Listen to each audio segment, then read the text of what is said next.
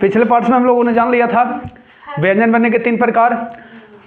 स्पर्श व्यंजन, जिसको वर्गीय व्यंजन के नाम से भी बुलाते थे, इसके लिए एक सूत्र था कुचु टू तु पुए थे उदिता कु कवर चू चवर टू तवर तू तवर पु फवर, कुल संख्या 25। अंतःस्थ व्यंजन 4 हुए थे, या रला और वा। या और वा को अर्ध स्वर कहते थे, रा को लुंठित व्यंजन या परकंपित व्यंजन और ला को पार्श्विक व्यंजन कहा गया था। ठीक है, इसके बाद उष्म व्यंजन पढ़े थे, वैसे वर्ण जिसका उच्चारण करने पर गर्म वायु निकलती है, उष्मा निकलती है, उस उष्म व्यंजन के नाम से जानते थे। इसकी संख्या कितनी थी? 4, तीनों सा, तालाब सा, मूर्धन्य सा और दंत सा, और एक क्या था? हा। क्या था? हा। खड़ा होइए जी, बताइए तो अयोगवाह वर्ण कितने हैं हिंदी में? बहुत अच्छा, बैठिए। हाँ, कितने हैं? 2, अनुस्वार और विसर्ग, है ना, ये सब आपने पढ़ लिया था। ठीक है, अब चलते हैं द्वित व्यंजन क्या होता है। कौन व्यंजन? द्वित व्यंजन। सुनिए, द्वित व्यंजन बहुसुख पर कौन व्यंजन? द्वित व्यंजन, 2 समान व्यंजनों का साथ साथ प्रयुक्त होना, माने 2 समान व्यंजन, दोनों पहचानाएगा ही नहीं कि ये छोटा भाई है कि बड़ा भाई। ऐसे तो यहाँ पहचाना रहा है, ये छोटा लावी बड़ा भाई, 2 समान व्यंजन है, इसलिए ये द्वित व्यंजन है। ये कौन व्यंजन? उसका उदाहरण दे दिए, उल्लेख, ये भी द्वित व्यंजन। टल है, सज्जन, और देखो शुद्ध में भी ये काम देगा नहीं। कितने लोग कहते हैं कि सज्जन कौन सही है? कौन ना हो जाएगा, उसमें यूज हो जाएगा सज्जन। आसन, उत्तेजना में 2 गोता होता है, एक वो ऐसे दिया रहता है, ऐसे भी आप उत्तेजना लिख सकते हैं, लेकिन ये देखने में अच्छा लग रहा है 2 गोता देने से। इसी को ये वाला हटा देता है, साफ कर दो पैर, जब पैर दर्द ही दे रहा है ना, देखिए उत्तेजना, देखिए उत्तर, क्या? उत्तर। वृत्त, अच्छा वृत्त भी आ जाएगा ना, वृत्त भी आ जाएगा इसमें, वृत्त भी आ जाएगा 2। फिर क्या है? दिग्गज, दिग्गज, इसका संधि विच्छेद होता है दिक धन गज, दिक धन गज। ये धन पढ़ते हैं, हाँ इसको धन पढ़ते हैं, ये चल गया है हिंदी के घर, है ना, इसलिए इसको धन पढ़ेंगे। मैथ के घर जाएगा तो इसको प्लस कहेंगे, कुछ कहेंगे, है ना। मेरे पास है तो आप लोग छात्र हैं और छात्रा हैं, ठीक है, तो दिमाग चेंज करके बोलना है, ठीक है। हाँ चलिए, सम्मेलन, जगन्नाथ, जगत धन नाथ, जगत धन, ये संधि विच्छेद होगा, ठीक है, आगे पढ़ूंगा मैं, संधि विच्छेद भी पढ़ूंगा। सज्जा, क्या है? सज्जा, उच्चारण, सत्ता नहीं, उद्देश्य, उद्देश्य ऐसे भी लिख सकते हैं, ऐसे भी 2 गोता है इसमें, क्या गोता है? उद्देश्य, क्या हो गया? उद्देश्य, इसी को ऐसे ही दोनों कंबाइन कर दिया, उद्देश्य लिखते हैं ना। बहुदेशीय, बहुदेशीय लिखते हैं ना, ठीक है। आगे सम्मान, उल्लास और भी होता है। तो जब 2 व्यंजन आपको साथ साथ जुड़े हुए देखे, वो कौन व्यंजन होगा? द्वित व्यंजन। अब पढ़ते हैं व्यंजन गुच्छ, व्यंजन 2 व्यंजन समान भी रहेगा लेकिन बहुत ज्यादा जुड़ा हुआ रहेगा, आधा होगा, ठीक है, उसको कहते हैं व्यंजन गुच्छ। तो अगला हेडिंग रहेगा इसमें व्यंजन गुच्छ। ये व्यंजन गुच्छ 2 या 2 से अधिक व्यंजनों को जब एक साथ लिखा जाता है उसे क्या कहते हैं? व्यंजन गुच्छ कहते हैं, है ना। जैसे देखिए 2 या 2 से अधिक व्यंजन एक साथ श्वास में, एक श्वास में आप एक झटके में बोल देते हैं, एक झटके में। जैसे अंत, निष्ठावान, सा और ठ, सा और ठ एक के साथ बोला जाता है श्वास से, झटका में। अग्नि, गाल के थोड़ी बोलते हैं उन्हीं, एक के साथ आ जाता है। प्रारंभ, निष्पक्ष, लुप्त, श्रम, सवना एक के साथ। उद्धार, धार, दा उधार एक के साथ, दा उधार एक के साथ। उद्धार, निश्चय, इन निश्चय को ऐसे भी लिखा जाता है, निश्चय, क्या हो गया? निश्चय। अनुच्छेद, अनुच्छेद, चा उछा एक के साथ आ गया कि ना। उज्ज्वल एक के श्वास में आ गया, ठीक है। अब आगत वर्ण समझते, आगत व्यंजन कौन कौन है? आगत व्यंजन,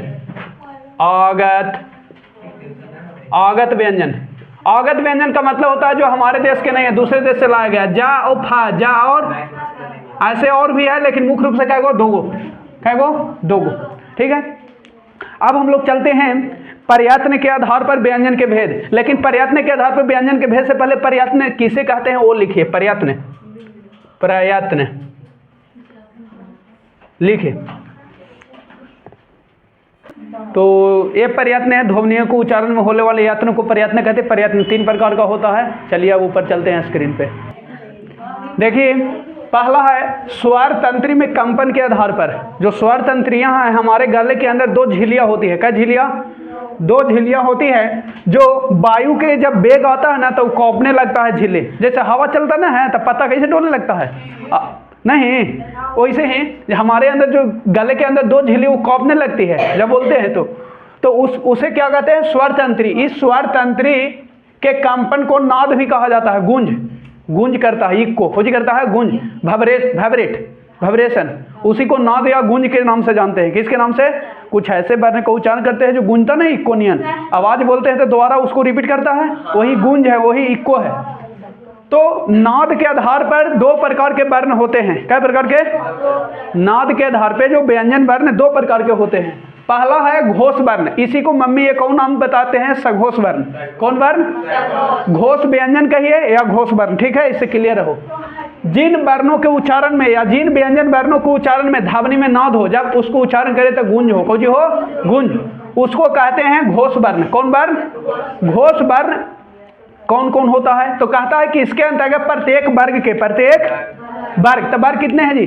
वर्ग है क्या गो? 5 गो। क्या गो वर्ग है? उसका ट्रिक है कू चू टू तू। तो कह रहा कि प्रत्येक वर्ग के घरे चलिए, जैसे कू के घरे जाएंगे तो ये लेके आवेगा 5 गो के, का खा ग घा अड़ा।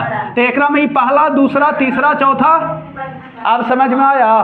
प्रत्येक वर्ग के तीसरा, चौथा, पांचवा लेना है। तो तीसरा माने कू कबार के, गा गा गाड़ा, चू चबार के कहाँ से लेंगे? चा छ ज झ, तो यहाँ से लेंगे जा झा, यहाँ टू वर्ग में कहाँ से लेंगे? डा ढा ना, तू वर्ग में दा धा ना, पू वर्ग में बा भा मा, ले लिए। तो इस प्रकार एक वर्ग से 3 गो उठाइएगा तो 5 वर्ग से 15 गो।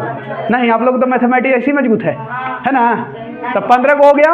अब सुनो, 4 गो अंतःस्थ व्यंजन लो, 15 4 19, एगो हाल लीजिए 20 और 11 गो स्वर लीजिए, क्या गो हो गया? 31। तो ऑब्जेक्टिव पूछता है कि घोष वर्णों की कुल संख्या कितनी है? 31। कितने हैं? थोड़ा ना है, कितने हैं? 31। क्या गो? 31। ठीक है, सुपर। देखो अब एग्जाम्पल में लिख दो सबको, चलिए गा घा ऐसे लिख दे जी। कू कवर्ग, कू कवर्ग से क्या गो उठाना है? 3 गो, गा घा अड़ा, ठीक है। चू चवर्ग, चू आप लोग लिख लीजिएगा, सब लिख दे जी, सब लिख देते हैं। तो ये हो गया आपका, सबका लिख दिया 3 3 गो, क्या हो गया जी? यहाँ तक 3 गुने 5, 3 पचे 15, ये हो गया 4 19 और ये हो गया 11 गो, क्या गो? 11, 1 2 3 4 5 6 7 8 9 10 11 और ये गो हा, ये गो जी हो गया और हा। तो सब जोड़ दीजिए, कुल घोष वर्ण, कुल घोष वर्ण आपसे पूछे तो 31 गो होगा। क्या गो? 31। 31 कहाँ से आया? जोड़ दें, 15 + 4 + 1 + 11, ठीक है। आप लोग के जोड़ मजबूत है। लिख लीजिएगा नोट में कि कुल घोष वर्णों की संख्या कितनी होती है? 31। वो कौन कौन है? निम्नलिखित में पूछ देगा कि कौन घोष वर्ण है, ना छाट लीजिएगा। अच्छा से हो जाएगा ना? बहुत अच्छा, सुपर। अघोष वर्ण जिन वर्णों को उच्चारण में ध्वनि में नाद नहीं है, गूंज नहीं है, कर रहे हैं तो कोई गूंज नहीं है, कोई प्रभाव नहीं पड़ रहा है। नहीं, कुछ बच्चे ऐसे होते हैं, कितनों समझा लीजिए उसको कोई मतलब नहीं है। जैसे रोड को कितनों साफ करेंगे तो धूल हो ही जाते हैं, बच्चे वैसे होते हैं, भूल कर ही देता है लेकिन करना नहीं। सुनो, तो इसके अंतर्गत प्रत्येक वर्ग के, प्रत्येक वर्ग कै गो है? 5 गो। तो प्रत्येक वर्ग के कैमा वर्ण? पहला और दूसरा, पहला और दूसरा। जैसे कू का वर्ग, कू का वर्ग, कवर्ग में कै गो? 5 गो, का ख ग घा अड़ा। तो पहला, दूसरा, तीसरा, चौथा, तो पहला और दूसरा हर एक वर्ग से उठाना है। तो पहला से 2 गो, 5 गो है, 5 दूनी 10 और तीनों सा कै गो हो गया? 13 गो। कुल अघोष वर्ण कितने? 13। कितने? 13। लिख दें, लिख देते हैं। चलिए देखिए, तीनों सा ये हो गया कै गो? 5 दूनी 10 और ये हो गया कै गो? 3 गो। तो कुल अघोष वर्ण कुल कितना हो गया? 10 + 3 बराबर 13 है ना? एकदम अच्छा से एकदम बनाना है, ठीक है। चलिए आगे हम लोग पढ़ेंगे। अब क्या पढ़ेंगे? श्वास मात्रा के आधार पर, दूसरा अल्पप्राण और महाप्राण, अर्थात प्रयत्न श्वास की मात्रा के आधार पर।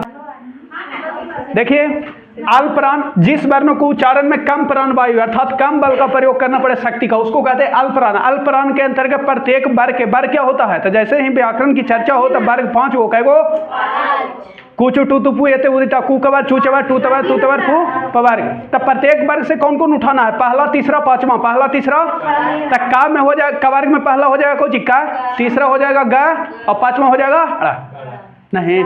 तब 5 गो वर्ग है, तब 5 आई हर एक वर्ग से 3 गो और 4 गो हो गया अंतःस्थ, तो 15 4 19 गो हो गया अल्परान।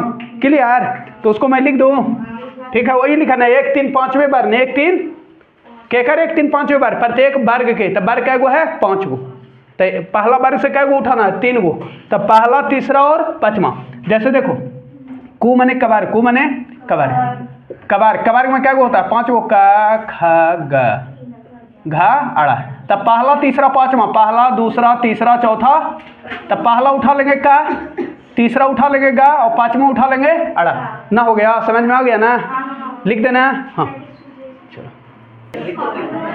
ये देखिए, ये आपका है पहला वर्ग से 3 गो उठाना है, पहला तीसरा पांचवा, दूसरा से भी सबसे उठा लिया और ये 4 गो, तो कुल कितना हो गया, कुल अल्प प्राण, अल्प प्राण कितना हो गया, तो 3 गुने 5 15 प्लस 4 19,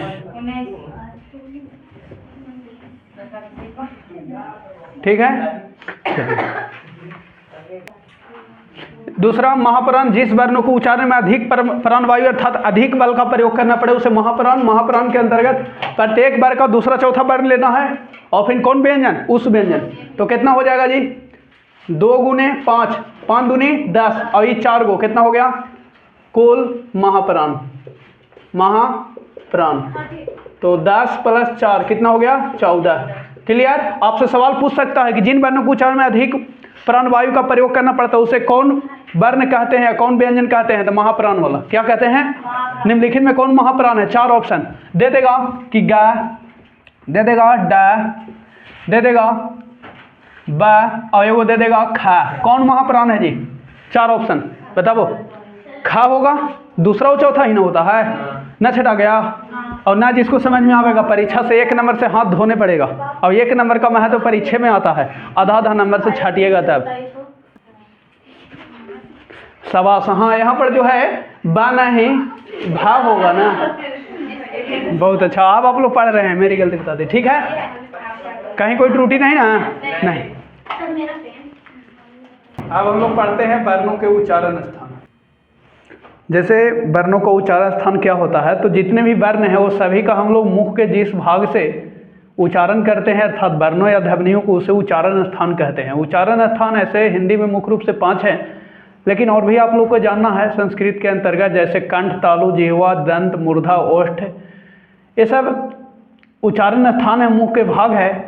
तो का उच्चारण, चा का उच्चारण सबके कहाँ से होता है, तो बारी बारी से हम लोग नंबरिंग देके अब पढ़ेंगे, ठीक है। उच्चारण स्थान में एग्जाम्पल दे सकते हैं, कंठ, तालु, मूर्धा, जिह्वा, दंत, ओष्ठ, ठीक है। चलिए, तो पहला दीजिएगा, कंठ से किसका किसका उच्चारण होता है, तो ये है कंठ से किसका किसका उच्चारण वर्णों का किया जाता है। तो हम लोग संस्कृत के साथ सूत्रों को साथ रिलेट करके पढ़ेंगे, ताकि संस्कृत भी क्लियर हो जाएगा आप लोग का। ऐसे संस्कृत तो आप लोग को ना पढ़ना है, लेकिन फिर भी संस्कृत से आसानी से याद रहेगा। कंठ से उच्चारण करने वाले वर्णों का सूत्र है अकु विसर्जनीयानाम कंठ। कहने का मतलब है, आ का मतलब होता है आ का मतलब क्या हो गया, आ का उच्चारण कहाँ से होगा, कंठ से, और यही आ में बड़ा आ होता है, तो आ क्या हो गया, आ। और कु मतलब क्या होता है, आपने पढ़ा है, कु मतलब होता है कवर्ग। कवर्ग में समझ गए ना कि 5 वर्ण होता है, क ख ग घ अड़ा, ठीक। अब सुनिए, हा का उच्चारण भी हो जाता है इससे, कंठ से, और किसका, विसर्ज। विसर्ज मतलब विसर्ग, विसर्ज मतलब विसर्ग, किसका, विसर्ग। आपसे सवाल पूछता है कि विसर्ग का उच्चारण स्थान क्या है, 4 ऑप्शन दे देगा, कंठ, तालु, मूर्धा, दंत, ओष्ठ, किस में रखिएगा, कंठ में। क्लियर, दे देगा हा का उच्चारण कहां से, कंठ से। दे देगा कि अड़ा का उच्चारण बताइए कंठ से होता है कि नहीं। ऐसे अड़ा का उच्चारण और भी होता है, बताऊंगा मैं, नाक भी होता है, उसके लिए एक सूत्र आया है, लेकिन अभी याद रखना है कि अगर नाक ना दे तो कंठ होगा। और घा का उच्चारण कहां से, कंठ से। ना समझ में आया, कु कवर्ग, कवर्ग में कौन कौन होता है, क ख ग घा और क्या होता है अड़ा। समझ में आया ना कुकवर्ग, कोई दिक्कत नहीं। तो कंठ से कुल वर्ण का उच्चारण किसका किसका, 1 2 और एक में क्या गो 5 गो, 5 2 7 और 1 8 और 1 9, टोटल क्या गो 9 गो। इस तरह से अब चलते हैं दूसरा तालु, किसका तालु, इसका सूत्र है इचु एसानम तालु। तीसरा है मूर्धा, ऋतु रसानम मूर्धा। चौथा है दंत, क्या दंत, ऋतु रसानम दंता, ऋतु रसानम ओष्ठ, उपउपध्वनियाम ओष्ठ, उपउपध्वनियाम ओष्ठ। क्लियर हो गया। चलिए दूसरा जैसे है तालु ईचु एसानम तालु, ईचु एसानम तालु। ई मतलब दोनों ई और चू यानी चवर्ग, चवर्ग में जानते ही हैं च छ ज झ इया, 5 को हो गया। और या हो गया या और तलब स, सबका उच्चारण कहाँ से, तालु से। कै गो हो गया इसमें बताइए, 2 गो इसमें, और इसमें 5 गो, 5 2 7 और 1 8 और 1 9। क्लियर हो गया। तीसरा चलिए देखिए ऋतु रसाना मूर्धा, ऋतु री में दोनों री आ जाएगा। संस्कृत में चलिएगा तो एक और री आप लिख सकते हैं, बड़ा री भी, उसका भी उच्चारण मूर्धा से। टू का मतलब क्या हो गया, टवर्ग, क्या हो गया टवर्ग, यानी ट ठ ड ढ न, ट ठ ड ढ न। ठीक है, तो आप लिख सकते हैं, ऐसे समझ रहे हैं। और लिख दूं, अच्छा लिख दूंगा। और रा, और कौन सा, मूर्धन्य सा, कौन सा, इसको मूर्धन्य सा कहते हैं ना, मूर्धन्य सा। क्या वो हो गया टोटल 1 और इसमें 5 2 6 और 1 7 और 1 8। अब इसमें लिख सकते हैं आप ट ठ ड ढ न हो गया। अगला दीजिएगा हेडिंग दंत लिरितु, यानी लिरी, संस्कृत में लिरी का प्रयोग होता है, ऐसे लिरी के भी पूछेगा तो दंत ही होगा। तू यानी तवर्ग, तथा दधना ला और एक दंत सा, कौन सा, दंत सा। ये सब का उच्चारण कहाँ से होता है, दांत से, यानी जिह्वा वहां पर जाती है, बोलने के प्रयास में रहिए। ला बोलना नहीं है, प्रयास में रहना है। तो जिह्वा कहाँ इंडिकेट करती है, दांत पर, तो वही दांत है, वहां से उच्चारण दंत सा का। ता था दाधा ना है सब। तो कितना हो गया जी, 5 और 1 6 1 7 और 1 8। ठीक, अगर 8 ना रहे तो 7 भी आप ऑप्शन कर सकते हैं। तो इसमें लिख सकते हैं त थ द ध न। आगे लिखिएगा 5वां,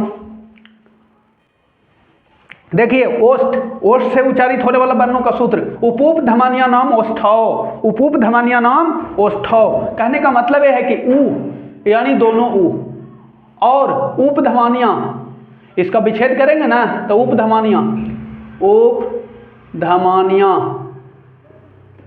इस सब का उच्चारण कहाँ से होता है, ओष्ठ से। इसलिए ओष्ठय वर्ण कहलाते हैं सब। एक कंठय वर्ण कहलाएगा, एक तालवय वर्ण, मूर्धन्य वर्ण, दंतन्य वर्ण, ये ओष्ठय वर्ण। इसकी संख्या उपधमानिया में कौन कौन आता है, संस्कृत में ज्यादा होता है प और फा के पहले अगर ऐसा चिन्ह लगा हुआ है तो ये उपधमानिया की संख्या 2, ऐसे हिंदी में। और पू पवर्ग वो छूट गया जी, पवर्ग इसमें जोड़ सकते हैं, उप उप यहाँ पर ही मैं जोड़ देता हूँ, अच्छा रहेगा। और पू यानी पवर्ग, क्या पवर्ग, और उपधमानिया, और उपधमानिया, उपधमानिया में प फ, ये टोटल कितना हो गया, 2 5 2 7 और 2 9। ठीक है, ऐसे वर्ण की संख्या बहुत कम पूछता है कि ओष्ठ वर्ण से कितने उच्चारित होते हैं, लेकिन ये जरूर पूछेगा कि ऊ का उच्चारण कहाँ से होता है, कहाँ से, ओठ से। दीर्घ का ओठ से, फा का पूछ देगा तो कहाँ से, ओठ से ना है पवर्ग में, प फ ब भ म, ये सब लिखते रहना। ठीक है, आगे देखिए, ये दैतो कंठ तालु, ए और ऐ। देखो कंठ और तालु दोनों से साथ साथ बोला जाता है, उसके लिए ट्रिक सूत्र है ए दैतो कंठ तालु, ए और ऐ, इसका संधि विच्छेद होगा एत धन आय तो, एत धन आय तो ए और ऐ हो गया, ए और ऐ, ए और ऐ। ए का भी उच्चारण पूछेगा तो खाली कंठ से नहीं होता है, कंठ और तालु दोनों से। और ऐ का भी उच्चारण कहाँ से, कंठ और तालु दोनों से। इसलिए सूत्र है कंठ और तालु से उच्चारित होने वाला 2 वर्ण है। क्या वर्ण है, 2 एगो वर्ण है कंठ और तालु से उच्चारित होने वाला। ए भी होता है कंठ और तालु दोनों से, आय भी होता है कंठ और तालु दोनों से। अब चलते हैं कंठ और ओष्ठ से कै गो होता है, तो 2 गो, ओदौतो कंठोष्ठम, ओदौतो कंठ। जैसे देखिए कंठ और ओष्ठ से सूत्र है ओदौतो कंठोष्ठम। इसका मतलब होता है संधि विच्छेद ओत धन औत, ओत धन औतो। तो ओ ले लिए यहाँ से ओ, तो ओ और ओ और औ, ये दो ऐसे वर्ण हैं जिनका उच्चारण कंठ वह दोनों से होता है। मतलब ओ का होता है कंठ वह दोनों से, औ का भी होता है कंठ वह दोनों से। आपसे सवाल करेगा कि बताइए कौन ऐसा वर्ण है जिसका उच्चारण कंठ वह दोनों से होता है, तो एगो ओ है और कोई है औ का भी उच्चारण कंठ ओठ से और ओ का भी उच्चारण कंठ और ओठ से। एक है ओवा का, वकारस्य दंतोष्ठम। देखिए दंत और ओठ से किसका उच्चारण होता है, सवाल पूछेगा तो वकारस्य दंतोष्ठा, ओवा का उच्चारण कहाँ से होता है, दंत और ओठ से। दंत और ओवा, ओठ ना रहेगा, जिह्वा कहाँ जाता है, दांत में फिसलता है, ओठ खुलता है, लिप्स, तो ओवा का उच्चारण होता है दंत और ओठ से। ठीक है, अब जो हर एक जो वर्ग देख रहे हैं, कवर्ग, चवर्ग, टवर्ग, तवर्ग और पवर्ग, इसमें जो पंचम वर्ण है उसका उच्चारण इन सब के अलावा नाक से भी होता है। किसके से, इसे नासिका वर्ण भी कहते हैं। सुनो, देखिए लास्ट है नासिका। नासिका किसका किसका होता है, तो प्रत्येक वर्ग के पंचम वर्ण यम गणना नाम नासिका नुस्वरस्य च, यम गणना नाम नासिका नुस्वरस्य च। एक खंडाकार या लुप्ताकार है, या अवग्रह कहते हैं संस्कृत में इसको, अवग्रह या खंडाकार लुप्ताकार। इसका उच्चारण करिए तो आ, कोची उच्चारण अगर करना है तो आ, और ना पढ़ना है तो छोड़ दीजिए। यम गणना नाम नासिका अनुस्वारस्य च, यम गणना नाम नासिका अनुस्वारस्य च। मतलब यहाँ माँ, यहाँ अंग, तवन्ना ना, नासिका अनुस्वार, किसका अनुस्वार, अनुस्वार ऊपर जो होता है, और विसर्ग, और विसर्ग, ये सब का उच्चारण कहाँ से होता है, नाक से। कहाँ से, मान लिया कि यहाँ कहाँ है, इसमें आवेगा चाचा वाला यहाँ। अगर ना दिया है तालु, दे ले है कौची नासिका, तो किस में रंगेंगे, नासिका। लेकिन मेन प्रायोरिटी किसको देंगे हम लोग, मेन प्रायोरिटी देंगे तालु के। अगर तालु ना रहेगा तो किस में रंगेंगे, नासिका में। यहाँ म ग न नाम अनुस्वार और विसर्ग। तो ये पूरा आपको कंप्लीट हो गया जो था।